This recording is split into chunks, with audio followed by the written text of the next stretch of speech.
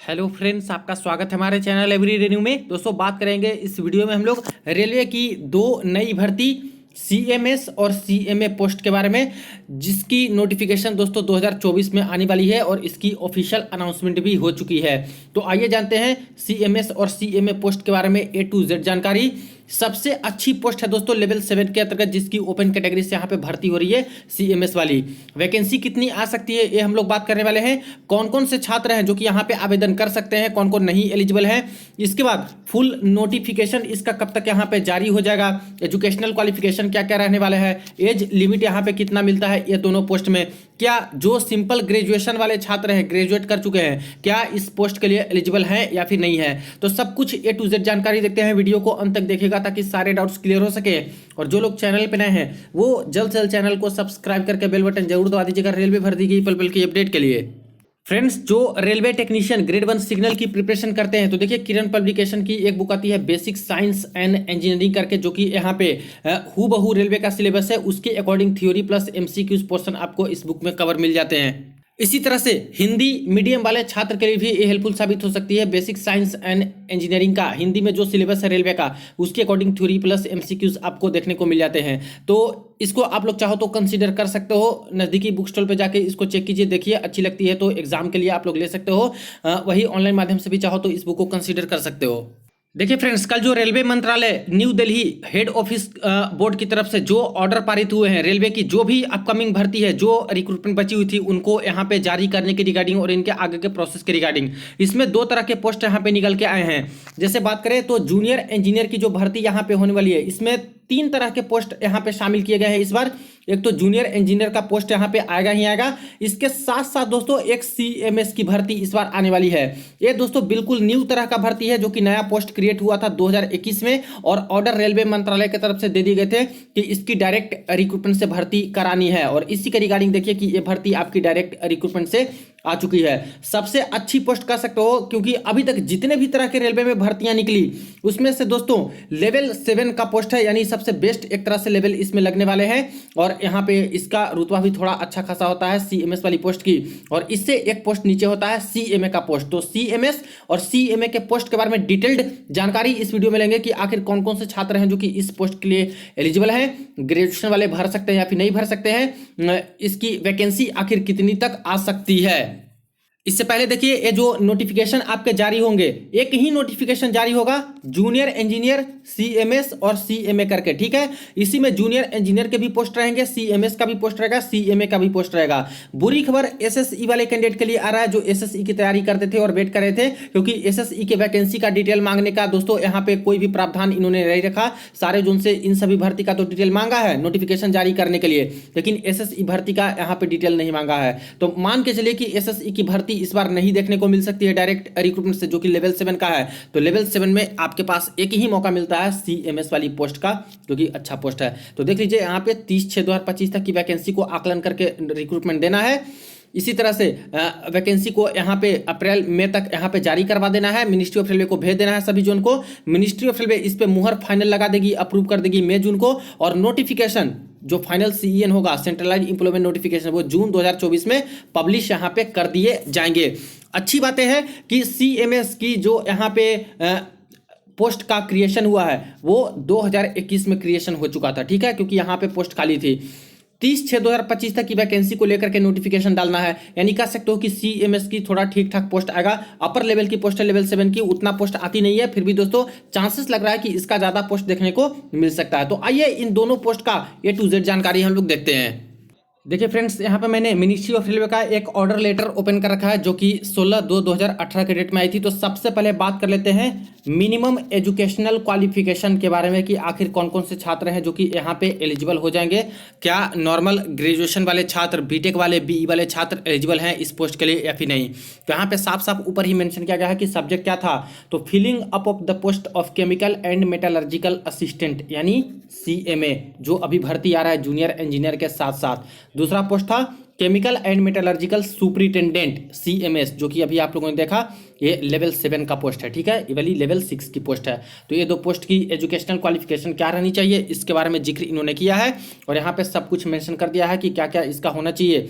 पे बैंड भी यहाँ पे बता दिया गया है कि एक का जो है दोस्तों 4600 ग्रेड पे है CMS वाले का, और इसके बाद CMA जो पोस्ट है केमिकल मेटलर्जिकल असिस्टेंट, इसका 4200 है जो कि इसका ग्रेड पे है। अब नीचे आते हैं तो नीचे देख लीजिए, यहाँ पे इस पोस्ट के बारे में पर्टिकुलरली बताया गया है।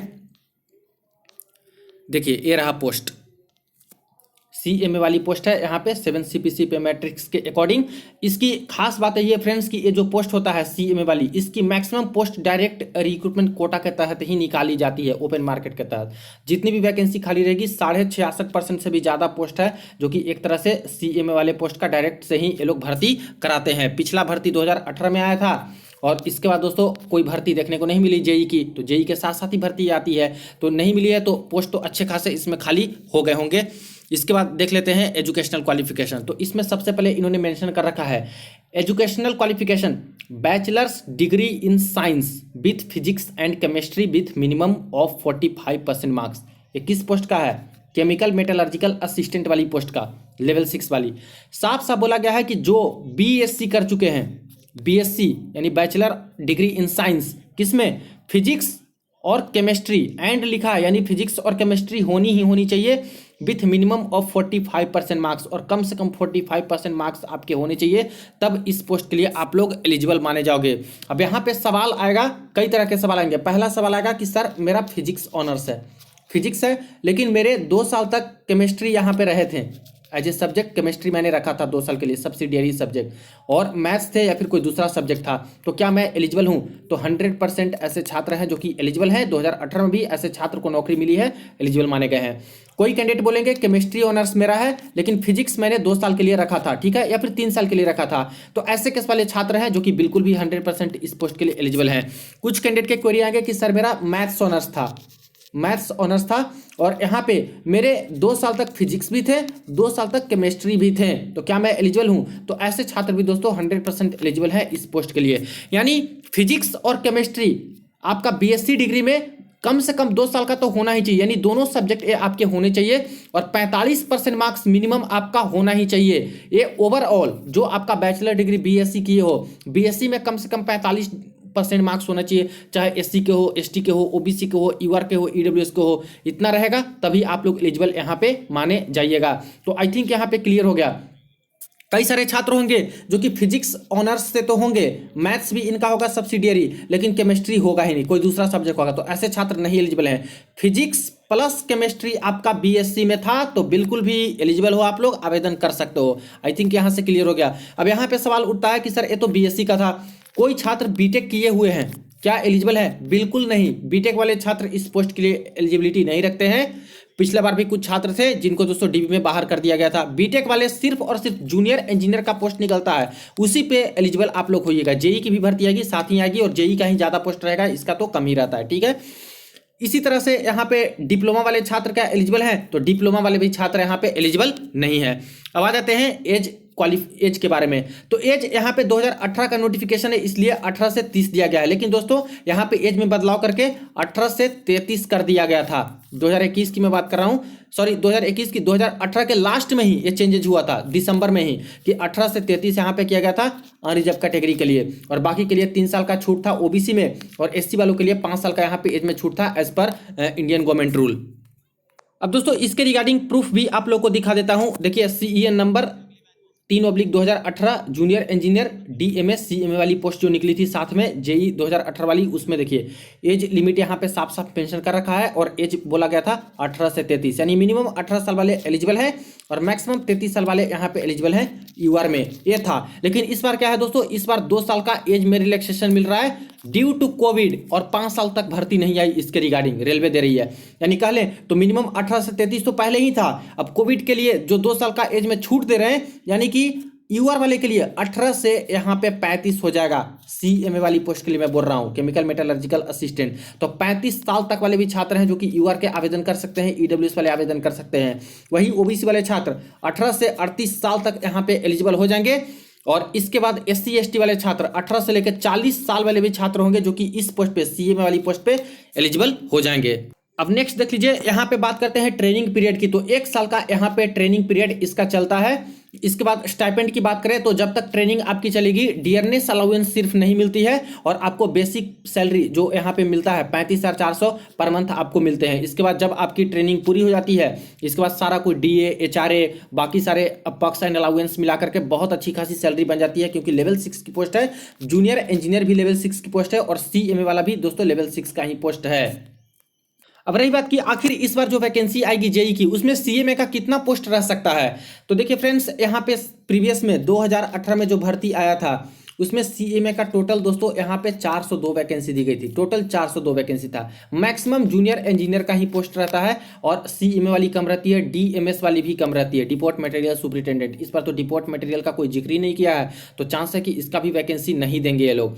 तो दे दे तो अच्छी बात है, नहीं देंगे जैसा नोटिफिकेशन निकाले हैं उसके अकॉर्डिंग लग रहा है। ठीक है, बाकी देखने वाली बात है कि नोटिफिकेशन आते हैं तो क्या क्या रहते हैं। तो JEE का ही ज़्यादा रहता है और इसका कम रहता है। तो प्रीवियस में 402 वैकेंसी थी, इस बार वैकेंसी कम कम दे रहे हैं। हालांकि 5 साल हो चुके हैं, तो ऐसे केस में दोस्तों इसकी ठीक ठाक पोस्ट हो गई होगी, लेकिन फिर भी जैसे वैकेंसी को ये लोग घटाए हैं, इसके तर्ज पे कह सकते हैं कि मैक्सिमम जो 66.5% से भी ज़्यादा पोस्ट डायरेक्ट रिक्रूटमेंट से इसकी आती है, इसके बेसिस पे 300 प्लस इसकी वैकेंसी रहनी चाहिए सारे जोन को मिला करके। ठीक है, तो मुझे लग रहा है कि 300 प्लस होंगी। बाकी नोटिफिकेशन आने दीजिए, जो OIRMS में वैकेंसी का डिटेल डालेंगे जोन वाले, तभी ये पता लग जाएगा। कुछ लीक नोटिस होती है, उससे पता लग जाते हैं कि आखिर कितनी पोस्ट पर भर्ती आने वाली है। तो उसके लिए अभी थोड़ा इंतजार करना पड़ेगा ऑफिशियल वैकेंसी के लिए। अब सेकंड पोस्ट देख लीजिए, जो कि है दोस्तों यहाँ पे chemical and metallurgical superintendent level 7 के अंतर्गत है, जो कि बता दिया गया है। और यहाँ पे इसका 4600 ग्रेड पे है। ग्रेड पे बहुत अच्छी पोस्ट है एक तरह से। और अभी तक जितनी भी भर्ती रेलवे करा रही है उसमें से लेवल 7 में मात्र एक ही पोस्ट नजर आ रहा है फ्रेंड्स, CMS वाली। अब इसमें देख लीजिए क्राइटेरिया, रेलवे बोलती है कि इसके 50% वैकेंसी को डायरेक्ट रिक्रूटमेंट कोटा यानी ओपन भर्ती से हम लोग निकालेंगे और 50% हम लोग प्रमोशन से भरेंगे। लेवल 6 का जो रहेगा CMA वाला, उसको हम लोग प्रमोट करके CMS बना देंगे। ठीक है, इसमें से 50% में से 33% LDCE के तर्ज पे हम लोग भरेंगे। तो ये सारी चीजें इनका छोड़ दीजिए, यानी 50% डायरेक्ट रिक्रूटमेंट कोटा से आने वाली भर्ती है। ठीक है, अब इसमें देख लेते हैं एजुकेशनल क्वालिफिकेशन। तो CMS वाली पोस्ट का देखिए educational qualification, degree in metallurgy या फिर केमिकल इंजीनियरिंग और MSc डिग्री इन केमिस्ट्री या फिर अप्लाइड केमिस्ट्री। यानी कह सकते हो कि यहाँ पे दोस्तों जो नॉर्मल ग्रेजुएट छात्र हैं, ग्रेजुएट हैं केमिस्ट्री ऑनर्स से या फिर फिजिक्स ऑनर्स से, फिर मैथ्स ऑनर्स से, ये तो बिल्कुल भी एलिजिबल है ही नहीं ग्रेजुएट वाले छात्र। मांगा क्या गया है, डिग्री इन मेटलर्जी, यानी मेटलर्जी में आपका यहाँ पे डिग्री है।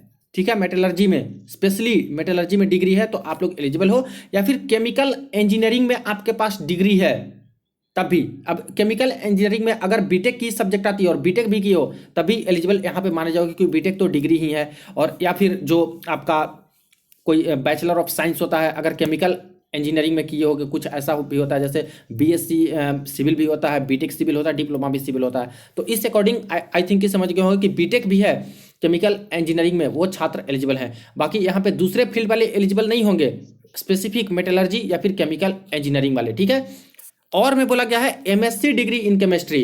अब जिनके पास MSc है, MSc केमिस्ट्री में, वो छात्र एलिजिबल हैं। अब इसका मतलब ये नहीं कि आपका BSc भी केमिस्ट्री में होना चाहिए, ऐसा जरूरी नहीं है। BSc अगर मैथ्स ऑनर्स भी है और बाद में आप लोग यहाँ पे MSc केमिस्ट्री से कर लिए, कई लोग ऐसे करते हैं, फिजिक्स से किए और लास्ट में MSc कर लिए केमिस्ट्री से, या फिर कुछ दूसरे सब्जेक्ट से किए थे और उससे मिलता जुलता केमिस्ट्री से MSc कर चुके हैं। तो अगर MSc आपका केमिस्ट्री में है तब आप लोग बिल्कुल एलिजिबल हो जाइएगा, क्योंकि बस यही मिनिमम एजुकेशनल क्वालिफिकेशन मांगा कि MSc डिग्री केमिस्ट्री में होनी चाहिए।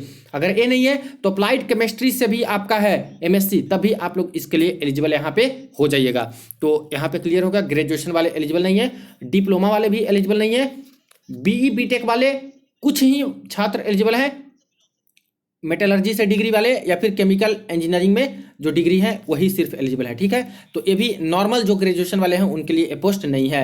एज इसका देख लीजिए 22 से 32 साल है, लेकिन दोस्तों ये पुराना है, 22 से 34 साल इसका हो गया था जब जब देखिए जब 2015 तक यहाँ पे वैकेंसीज आती थी तो वो 22 से 34 साल करके ही इसका निकाला जाता था। जैसे एसएसई का भी भर्ती आता था तो 34 साल इसका रखा जाता था हाईएस्ट अपर एज लिमिट, तो इसके 34 हैं। अब 34 के अकॉर्डिंग मान के चलें तो 2 साल का छूट मिलेगा एज में, तो 2 साल और बढ़ा दीजिए, यानी यूआर के लिए 22 से 36 साल वाले भी इसके लिए एलिजिबल हो जाएंगे। और ओबीसी वाले यहाँ पे 3 साल और उनका बढ़ा दीजिए, 22 से 39 साल वाले एलिजिबल हो जाएंगे। और एससी एसटी वाले 2 साल और बढ़ा दीजिए, 22 से लेके 41 साल वाले भी इसमें एलिजिबल हो जाएंगे। लेकिन अगर बेस इसी को ये लोग मानते हैं, क्योंकि पहली बार ये लोग भर्ती दे रहे हैं डायरेक्ट रिक्रूटमेंट कोटा से सीएमएस वाली पोस्ट का, पहले दिए नहीं है, नया पोस्ट तो 2021 में क्रिएट किया कि डायरेक्ट से भी हम लोग देंगे। तो अगर यहाँ पे इसी को बेस मान के चलते हैं तो मानिए कि यही आपका रहने वाला है यूआर के लिए, और इसके बाद ये लोग हो सकता है कि 2 साल और बढ़ा दें, तो 22 से 34 कर दें कोविड के दौरान में, कि 22 से 34 यूआर का कर दें, और बाकी 22 से यहाँ पे कर दें कितना 37 ओबीसी का, और 39 कर दें यहाँ पे एससी एसटी के लिए। तो ये आपका हो सकता है अगर इसी को बेस मान के चले तो। और 34 पहले था और उसको बेस मान के चले तो 2 साल एक्स्ट्रा और आपको इन सब में देखने को मिल जाएगा, जैसे मैंने समझाया। तो आई थिंक यहाँ पे एज लिमिट क्लियर हुआ होगा। इसमें भी ट्रेनिंग है जो कि 1 ईयर का चलेगा। स्टाइपेंड जैसे कि 4600 ग्रेड पे है, तो इसमें जो बेसिक पे आपको मिलेगा 44,900 एक साल के लिए आपको मिलेगा ट्रेनिंग के दौरान, और इसके बाद आपकी सैलरी काफ़ी अच्छी हो जाती है। लेवल 7 का पोस्ट है तो एसएससी सीनियर सेक्शन इंजीनियर की जितनी सैलरी है उतनी ही आपको मिल जाती है। इसके बाद अलग से भी काफ़ी बेनिफिट इस पोस्ट पे आपको मिल जाता है। रही बात की आखिर जब जेई की भर्ती आएगी तो सीएमएस वाली कितनी पोस्ट देखने को मिल सकती है, तो जहां तक मुझे लगता है फ्रेंड्स यहाँ पे अंडर 400 के नीचे ये पोस्ट है जो कि आपको देखने को मिल सकती है, क्योंकि लेवल 7 के पोस्ट है तो इसकी पोस्ट ज़्यादा रेलवे देती नहीं है, ठीक है। और पहली बार ये लोग हैं जो कि डायरेक्ट रिक्रूटमेंट इसका करा रहे हैं। 2021 में ऑर्डर पारित किए, इसके बाद 22-23 को मिला करके और अभी 1 साल का एक्स्ट्रा लेकर के चलेंगे, तो मुझे नहीं लगता कि बहुत सारा पोस्ट ये लोग देंगे। जितनी पोस्ट खाली रहेगी उसके 50% तो ही भरेंगे ना डायरेक्ट रिक्रूटमेंट से। और अभी देख रहे हो कि पोस्ट को बहुत घटा दिए हैं रेलवे वाले एनुअल के नाम देकर के कि एनुअल हम लोग भर्ती कराएंगे, तो उस अकॉर्डिंग देखा है तो हो सकता है कि और भी कम पोस्ट दें, लेकिन मुझे लगता है 400 के करीब करीब ये पोस्ट आपको देखने को मिल सकती है। यानी सीएमए केमिकल मेटलर्जिकल असिस्टेंट और सीएमएस वाली जो पोस्ट है, इन दोनों पोस्ट को मिलाकर के जेई की भर्ती आएगी तो 800 के करीब करीब या फिर इससे थोड़ा कम आपको देखने को मिल सकता है।